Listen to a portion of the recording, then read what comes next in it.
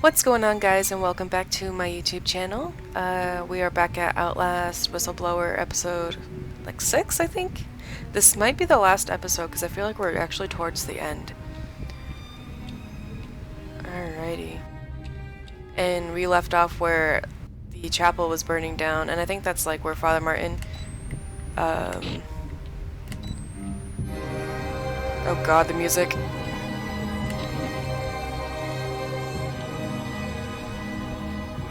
Oh, I forgot that I got hurt, so I'm limping a little bit.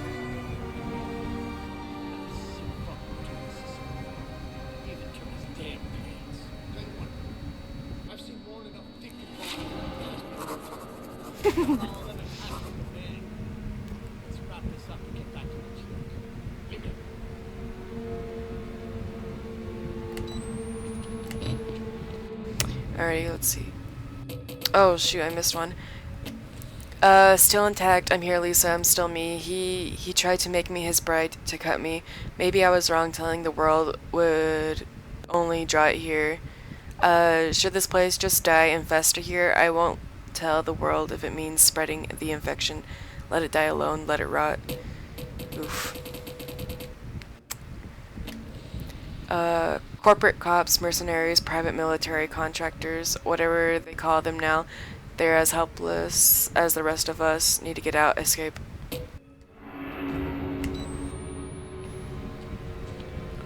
Ooh, this episode might actually be very short. I don't know. Oh, shh.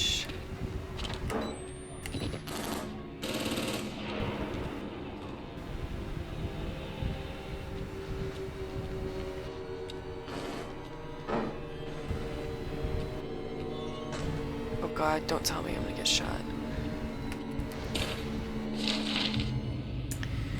Okay.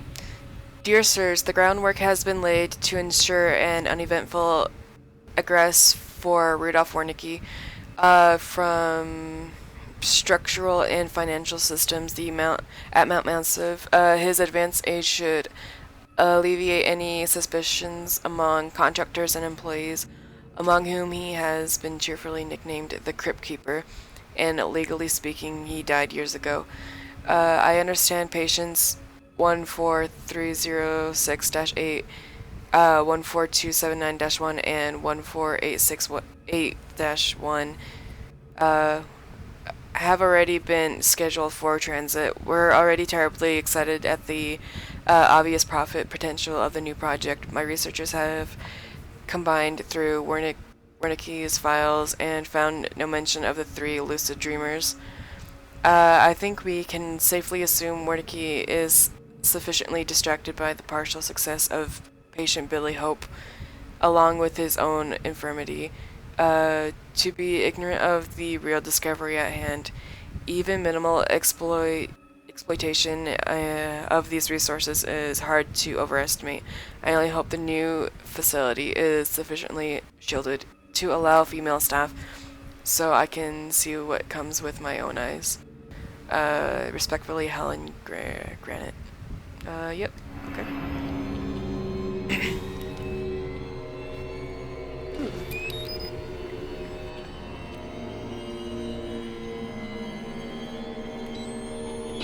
Okay, so that's where we have to go.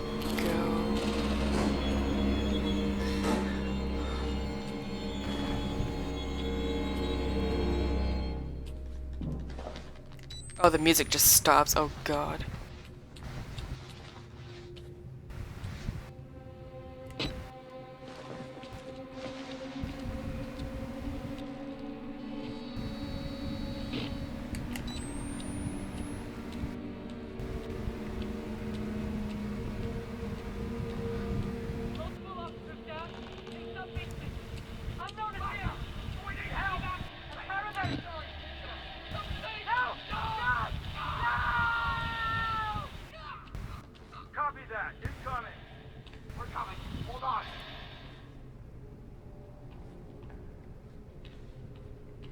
So I think I know where we are at the story, or like where Miles is. I think what that was is when Miles was being shot by the officers but he was like possessed. So he might have like killed the officers that were shooting at him.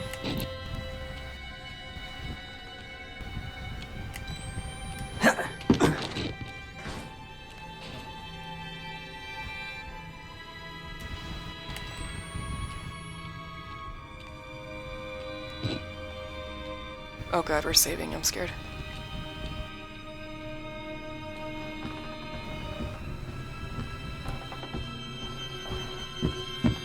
Oh, I can run now? Okay, work.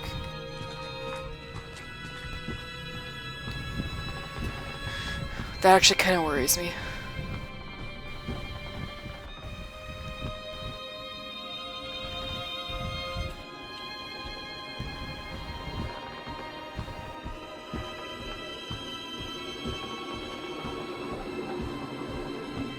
I'm gonna check the store real quick. Oh, nope, it's been bolted shut.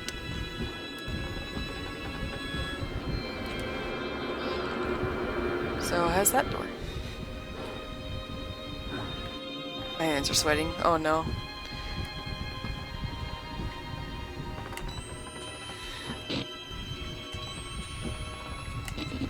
Okay. Oh, wrong button. Oh, let's see. Okay. Let's see. To Murkoff are Zeichner facility. Caution level triple black security protocols, including chemical restraint, physical restraint, and separate adaptive hyperbaric chambers are to be used all time in transit. Chemical simulation is highly recommended for the personnel within 500 meters of the patients. Attempts at communication should be assumed to be hallucinations and disregarded. Facial disfigurement should not be taken as a sign of lost, oh gosh, acuity. They are physically blind and but not unseeing.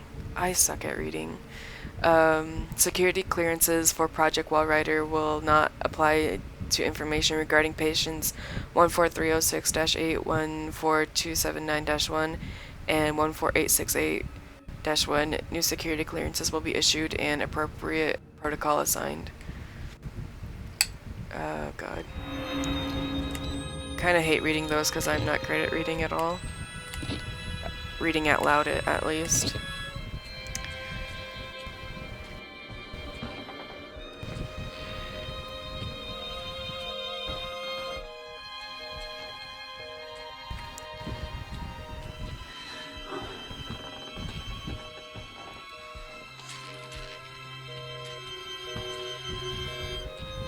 Hopefully we don't have to deal with Chris Walker because he's already dead by now.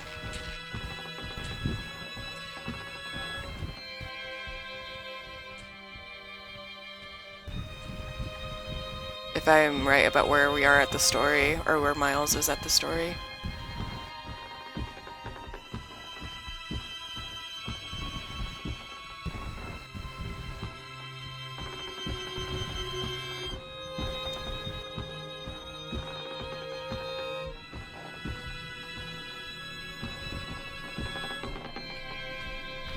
The door's all bolted now. Jeez.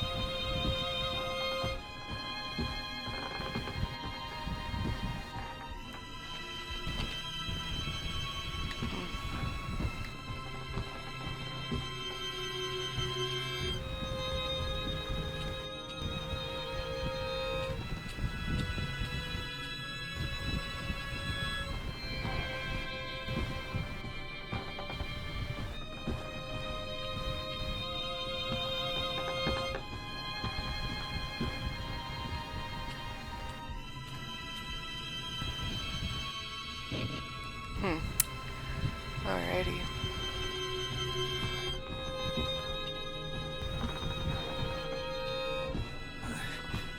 Mr. Park. Hello? Oh. How the fuck are you still alive? Hello? Let's make a deal. You Oh. help me? Help me out, please? Jeremy Blair, my supervisor, a man who'd see me skinned, assaulted, and raped for a promotion and few martinis, injured, dying if he is not already dead. I'm trying to feel sorry for him, I really am, but there's no way in hell he's stopping me from getting out of this godforsaken place. I'm coming home, Lisa. Ooh, I don't want to help you. Screw you.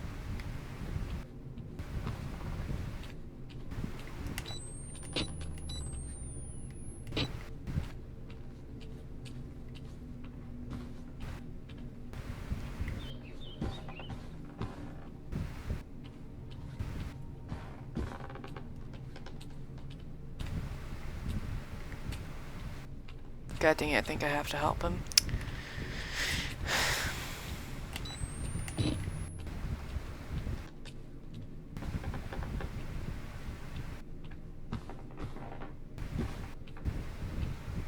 Oh!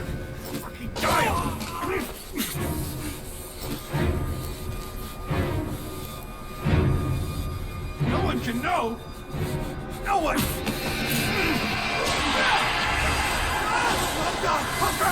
What the hell?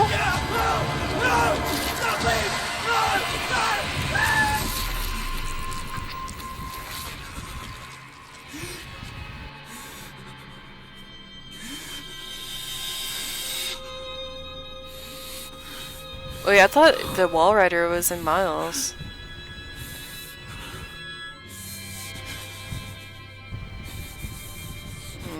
Weird.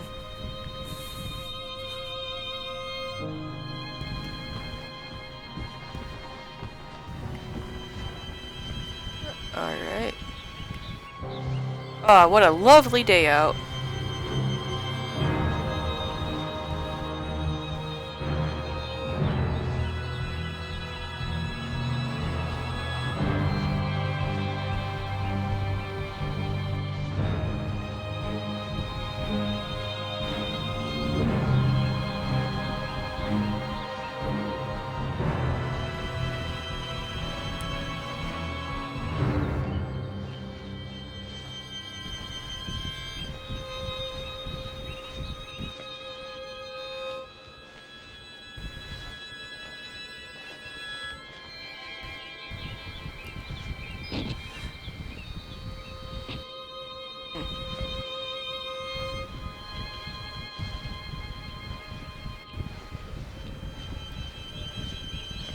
Oh, we're stealing his Jeep.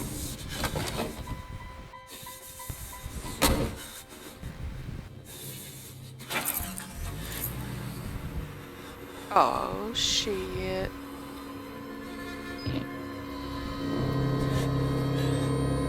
Oh! Dude, that's Miles up, sure. I can guarantee that.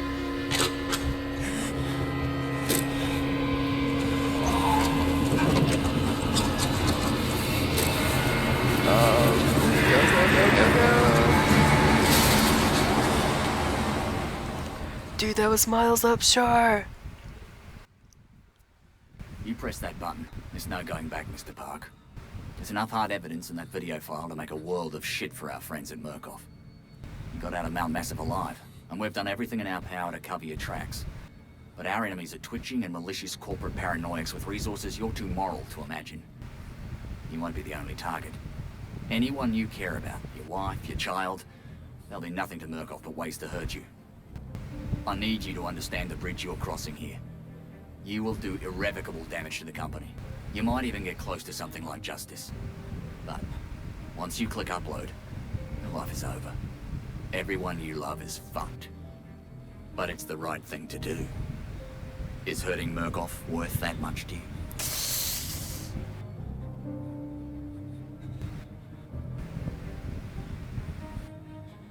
I'm gonna say yeah, it is. Oh! Damn. Well, if I would have known this episode was gonna be short, I would have combined it with the other one, or with the last one. Yeah, we went through that much trouble just to, like, not upload that. Like, no. No, we're uploading it. Okay, so what I wanted to talk about, what I found out earlier was guy from the beginning of the DLC where we were called to fix something in the like control room or something like that, and the guy that ran up to the window, that was Eddie Gluskin, and I thought that was really interesting because I knew that his hair looked familiar from the crazy Gluskin that we were trying to run from. He was trying to like make us into his bride, and I don't know, I thought that was really interesting because I thought that guy was Billy, because I remember from the original game we saw Billy in the one of those pods, so that's why I thought that was Billy.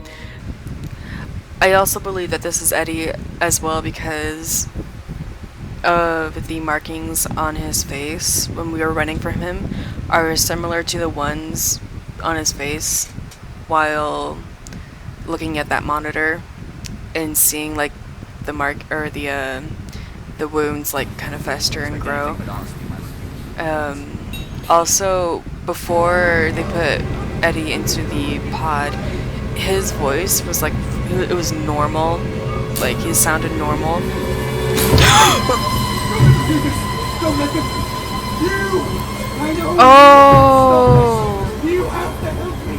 But when I was running from him, his voice kind of had a lisp, and I believe that that could have been from the tubes or something. I've been a little vulgar, and I want to say I'm sorry. I just, you know how a man gets when he wants to know. But after the ceremony, I've made another swim with you. I promise I'll be a different man. When I first faced him, he was like, he said, "Did I frighten you?" I could have sworn I seen your face somewhere, like maybe from a dream. Did I frighten you? I'm awfully sorry I didn't mean to. We've met before, haven't we? I know I've seen your face. Maybe just before I woke up.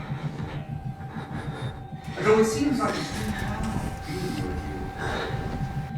Let me think you up. That kind of like gave it away for me as well, the more I thought about it later on. And I thought like maybe that dream he was talking about was him like being in the pod and like blacking out in the pod, and I thought that was pretty interesting. And so when I found that out, I really wanted to talk about it. And I really do like this DLC. It's really fun. It's awesome. I don't know. I like horror games and games that give me such a thrill. And I really enjoyed it, yes. I really hope you guys enjoyed it as well. And hopefully there will be more horror games to come later down the road. And I will see you guys in my next video of whatever I play. And I hope you guys have a great day, night, wherever you are. And I'll see you then. Alright, bye!